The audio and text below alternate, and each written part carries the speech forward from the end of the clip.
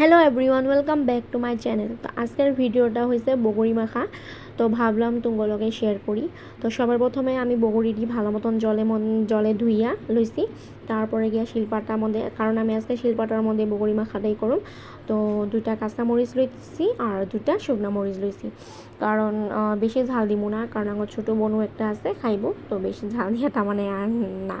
তো তারপরে গিয়া দেখতেই পারতেছ আমি বগরিটিরে ভালো মতন পাটার মধ্যে মানে ছেঁচা লইছি, কারণ বগরি গুটিটি যদি ভালো মতন ভাঙে তো পুরা ভাল লাগে, মিক্স হয়।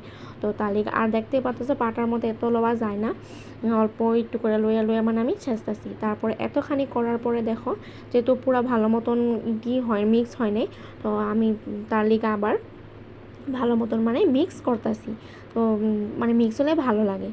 পরে মরিচটিরও আমি ভালো মতন ছেঁচালমু, কারণ যেহেতু চোকার মধ্যে অল্প ঝাল লাগে, একেবারে না হলেও ভালো লাগে না।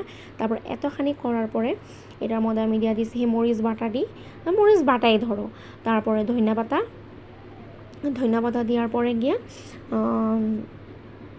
এই যে লবণ, এতখানি দেওয়ার পরে চিনিটা দেই আমি, কারণ চোকার মধ্যে চিনিটা দিলে স্বাদটা হয়, ভালো লাগে। তারপরে চিনিটি দেখো দিছি, তারপরে এই যে দেখো কত সুন্দর হয়েছে বগরি মাখাটা।